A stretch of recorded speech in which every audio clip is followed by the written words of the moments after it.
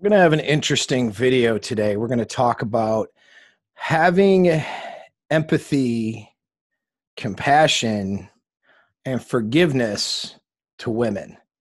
I'm Paul, Apex Mindset.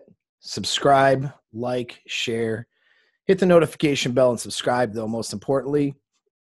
Get on my email list. I'm not putting a lot of stuff out there on the list, which is good. That means there's not a lot of spam. There's no spam, in fact. But get on the list, because when I produce things and do things like a book I'm editing, for example, right now, and courses that are in development, you guys will get notified for those things.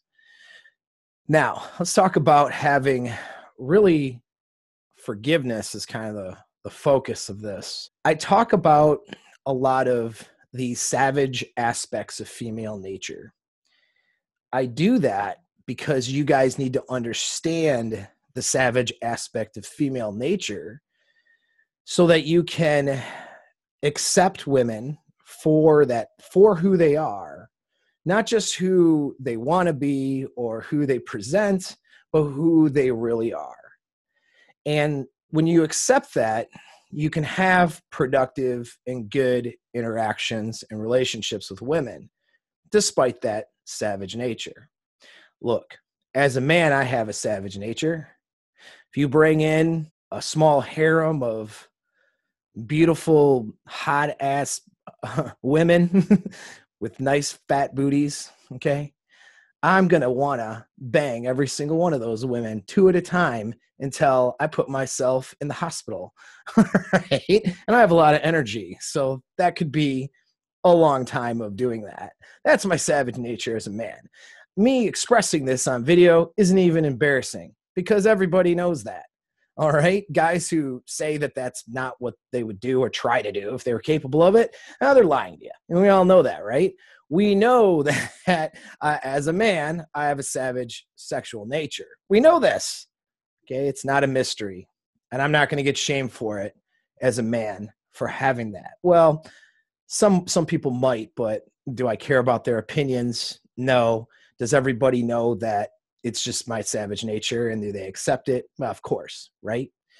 Now, that doesn't mean that I would ruin a committed relationship to bang 5 random strangers with fat booties, if the number was 5, all right?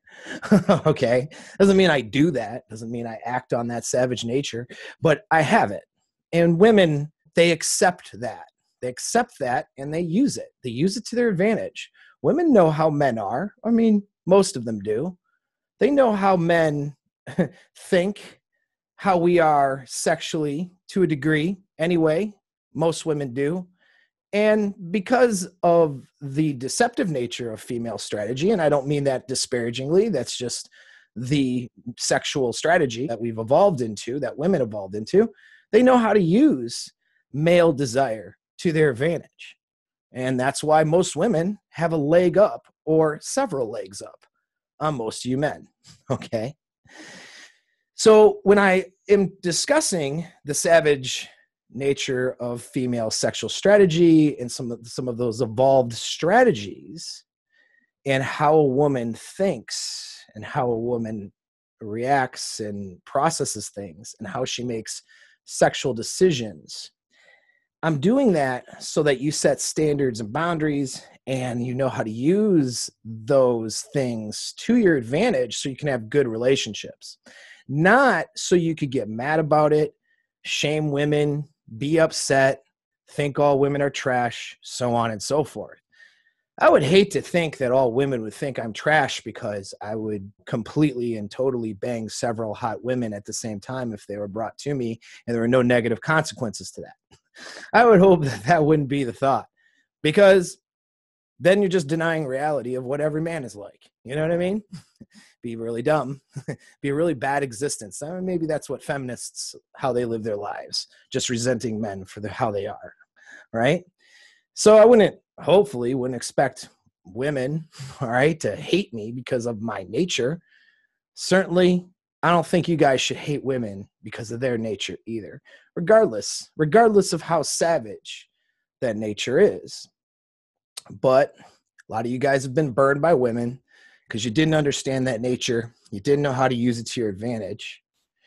And as you become more aware, we could say more red-pilled, okay, for some of you guys, or just more aware of how women are, a lot of you guys go through rage, get upset, and you get stuck there.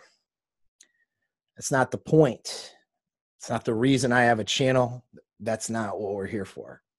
All right. So I want to do this quick little video just to give you an illustration, because women need to be looked at with compassion and forgiveness for their behavior. Now, that doesn't mean that you sacrifice yourself, though, for their bad choices. All right? There's a balance. I do not promote that you sacrifice who you are as a man, sacrifice your sexual strategy, sacrifice your happiness, your value, your ability to make a dent in the universe for a woman's poor sexual decisions. That's not what forgiveness and compassion means. Okay? I don't want any of you to accept bad behavior in the present. That being said, having a desire or a drive towards what we could call bad behavior, or having executed bad behavior in the past, that's something you need to give a little bit of leeway on. Not to avoid looking at reality and avoid looking at red flags and that sort of thing, but just not to be upset or mad over it. Okay? Here's why. You have to have this illustration here.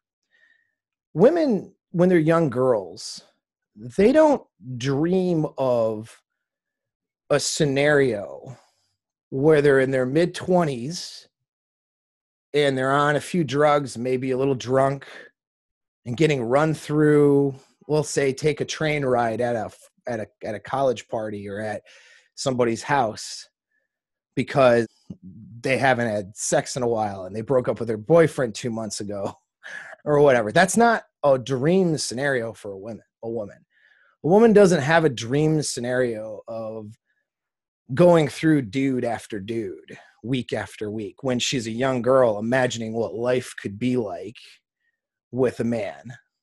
Even if comes from a bad family, that's not exactly, and didn't have good examples, that's not exactly what she dreams about. Young girls aren't dreaming about getting kicked around by Chad. Young girls aren't dreaming about not making terrible decisions one after the other and then settling for some weak guy who might be a good dad or good provider, but they have to boss around and tell what to do. These are not scenarios that women dream about when they're little girls. And what do they dream about? Well, they dream about their blue pill, right? Is they dream about that prince scenario. It's where it's every Disney princess story. That's what they dream about. Guys dream about that, but women dream about that too. They want that guy who swoops in, magically has everything, magically does everything, and then lifts them off, sweeps them off their feet, and then they live happily ever after. That man who takes care of all of her sexual needs, all of her provider needs. There's no presentation in fantasy stories about the work that goes into that, the self-awareness required, the communication skills required, and the decision-making required to get a young girl there, and certainly to get a guy in anything close to that either, right? That's why that scenario is a fantasy. We call it the blue-pilled fantasy Disney scenario. What makes it a fantasy is not that a woman can't be happy with a man or vice versa in a great scenario. That's not what makes the Disney princess story a fantasy. What makes it a fantasy is that the lead up to it and the work that is required to get there, the work on oneself for a guy and for a woman, the burden of performance on that man, how she has to show up, and the dynamics between them. There's a lot of work and there's a lot of stuff required to make a happy scenario work. right? And even then, hardships and things happen. Obviously, fantasy never presents those things. But regardless, a woman has a dream. And most young girls, when they start becoming sexually interested in boys, right? Anyone with daughters will tell you, they're interested in meeting a guy to have an emotional connection with, not just banging a series of guys in their 20s because you need to go get some D, girl. You see what I'm saying? What happens? These girls, these young girls, are not set up for success. That's what happens. You're not set up for success as a man, but guess what? These women are not set up for success either. They grow up with a feminist narrative that sets them up to destroy their lives. That's the reality. A typical scenario for a young girl is she's growing up in a divorced household or in a household where their parents are married and they just hate each other and they're not happy with each other. That's her examples that she sees of relationships and marriages growing up. She doesn't have a strong father figure. That's pretty normal. Okay. Doesn't have a good example with a mother. That's pretty normal. Maybe mom is out there divorced and hoeing around, you know what I mean? And then has that as her example. Or maybe mom is bringing toxic dads into her life and creating toxic situations with that. Or maybe mom is just making bad decisions. So these girls grow up with this example. Their parents and society allows them to do things that are setting up for failure. They're 15 years old having their first sexual experiences, sometimes with guys in their 20s, setting them up to be destroyed later on, right? Because that guy's an adult and she's a kid. So she gets alpha widowed immediately. Yeah, she's getting set up for destruction. Bad experiences that she's making based on her choices in her 14, 15, 16-year-old brain, but whatever. She's not set up for success. She makes that bad choice. And no one tells her that every sexual decision she makes imprints her for the rest of her life. Every dude she puts in her body imprints her for life, for better or for worse. And if it's not a permanent partner, it ain't for the better. Okay. And women sitting back watching this, they don't even want to admit this because they don't want to feel like a bad person for the decisions they made, because their feelings are more important than recognizing that these decisions weren't good or productive for long-term success and happiness. And so then they have to deny and get mad at me for talking about it. Well, and then of course, what gets presented to the next generation, right? It's a pile of women who made bad decisions, don't want to admit they made bad decisions, and then they promote those same bad decisions on our youth. And this has been going on for quite a few generations now, all right? These women are not set up for success. So they make bad choices. This girl, okay, is that you're judging, was just going through life, trying to figure herself out and trying to figure out what is going to make her happy. Somebody's telling her that banging multiple dudes is going to make her happy. She went on vacation when she was 17 and her parents let her run off with a random stranger she just met to go get laid, is to have the full vacation experience, right? She was with a dad or a mom that let her go do that, bang some guy that she barely knows on vacation. And that'll imprint her for the rest of her life as a young teenager. It clouds her sexual decision-making with every decision she makes from that point on, right? She's got her friends telling her after a breakup to hurry up and go get some D again from another random dude. Well, you just need to get laid, or you just need to have that one night stand. Not that you need to work on yourself and become a better person and figure out what it is that's going to make you happy and go date men that are actual men and go find guys that actually you might be able to have a bond with and have, even if it's just a casual situation, have positive experiences with and a good time with. No, just go out and get random D from some loser who doesn't care about you. That's what her friends and even her family is going to tell her. right? She gets all of these messages, and you know how influenced women are by social circles and family, and they get nothing but bad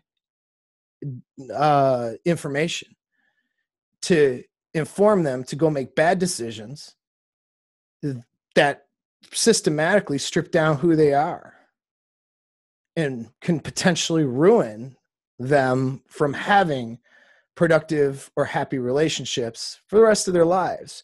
And most women and men don't have happy relationships, not for long term, not for longer than a honeymoon phase. Most, that's the stats. So, you know, people want to look at me saying this. A lot of your feminized types and your weaker men and a lot of your women want to say, wow, you know, that's not true. It's not. Well, I look around you. People aren't having happy relationships. Okay. And these women, when they start making decisions, that's their example. That's what they're told to do. They're told to do these things. That's what's going to make them happy. And then they go make these decisions and they're not happy. And they've put themselves further away from ever being able to be happy. By the time this girl meets you, whether you meet her when she's 22, 23, or 28, or 35, whatever, by the time she meets you, she's a pile of bad experiences and bad decisions that was promoted and pushed on her by everybody else. Okay. So you have to have some forgiveness for that, not acceptance of present bad behavior. She behaves bad in the present. Her problems are not your problems. You don't need to take that on and ruin your life over some girl. However, you have to have some forgiveness and compassion for the fact that they weren't equipped to have the right decision, to make the right decisions or have happiness from the get-go. So what is your job as an alpha male? What is your job as a guy who's out in the sexual marketplace, working on your sexual market value, right? And working on your own sense of purpose and life in general, having nothing to do with women. But as far as your relationships with women go, you listen to my channel and you want to have good, productive relationships. You want to understand women, right? You want to have good sexual experiences with women. You want a lot of those things. What's your job, right? Your job is to bring that leadership that you have as a man and the knowledge and wisdom that you're getting to take a girl who is a pile of bad decisions, maybe, to be able to forgive her for those decisions if she's capable of pair bonding with you and being in your frame, to have that forgiveness, take her under your wing, whether it's casual short-term or whether it's a long-term scenario, and have good, positive, happy experiences with her. And you're doing that for yourself, but in the process of that, you're providing that for her. That's what you're doing with the knowledge that I'm giving you. So when I have a video, for example, in my opinion, one of the most disturbing aspects of female nature, when I do a video on cucking, for example, and the psychology behind that disturbed a lot of guys. That made a lot of women get really mad at me. Okay. But I'm not doing that to disparage women, to make women mad, even though they're going to get mad anyway, but I don't care. But that's not why I did it. And I didn't do it just to make you guys mad and paranoid and to stimulate that overactive jealousy drive. Okay. I did that video so you'd understand their nature, so you'd understand what decision making that they have, so you could forgive them for it. You can have compassion for it. That doesn't mean accept it in the present. I keep having to say this because I know I'm going to get idiots in the comment that miss that. Okay, I'm going to have idiots that are going to comment on my video going, how I forgive this, and then you're asking me to be a blue pill beta and accept her bad behavior. No, it's not what I said. Okay, you don't accept bad behavior in the present, but have a little bit of understanding. If you become, or if you are her apex alpha before she met you, what were her options? What were her choices? Yeah, she may have had good choices for men, but she didn't see those. She couldn't even see them. Just like you couldn't see good choices for women, probably in certain aspects of your past. She couldn't even see them because all of the information in the data was promoting for her to destroy herself, to make decisions that would lead to her destruction. You are literally, I'm not suggesting you become a Captain Savaho, okay? But you are literally, with your alpha behavior and leadership, and by being a good sexual option for a woman, I don't mean just sexual, but in all aspects, being a good companion to a woman, you're literally saving her from the cold sexual marketplace and what that involves. What is the sexual marketplace for a woman? A ton of attention, a ton of, stuff thrown at her, but it's very cold, right? There's not a lot of care for who she is. And the ones that do care are very weak men who are interested in caring about her for themselves more than just because that's who they are, So you have to have, whenever you get mad, you get upset, or that jealousy drive's overactive, you're looking at your LTR or some plate you're spinning or some girl you're dating, and you start to look at her like she's a piece of trash. You start to get mad because the decisions she makes, the dumb things that come out of her mouth, the stupid things, and that knowing more now because you listen to my stuff, you listen to some of my colleagues, what's going to lead to men getting destroyed by this woman or her destroying herself. What's going to lead to destruction, right? You know it because you're red-pilled, okay? And you hear the stuff that she says, you hear the accounts of things she's done, you find yourself getting a bit annoyed, upset, mad, kind of wanting to, kick her to the curb, whatever. And maybe you need to if her behavior's bad in the present, okay? That's another conversation. But you find yourself getting that, what's been termed that rage, that red-pilled rage, that frustration, all right? Stop yourself for a minute. Stop yourself for a minute and allow yourself to forgive her. Forgive her because she didn't have a fighting chance. If she's even remotely close to being potential for pair bonding, even potential for being a good casual relationship for you, she's even remotely close there, she's overcome a lot already, probably, because these women today, they're not given a fighting chance. From the time they start to get sexual interest and start to go through puberty, all of the information from the world out there is designed for her to destruct. So have a little compassion, have a little forgiveness. I tell you things about her nature so you can use it to your advantage, which ultimately means it's used to her advantage. All right? Not so you can get angry and get stuck in that anger and see women as these terrible creatures or whatever terrible thing you want to put on it. I give you the information so you can be happy. Consequently, if more men are capable of happiness, these women are going to be happy too when they meet you. Thanks for the support.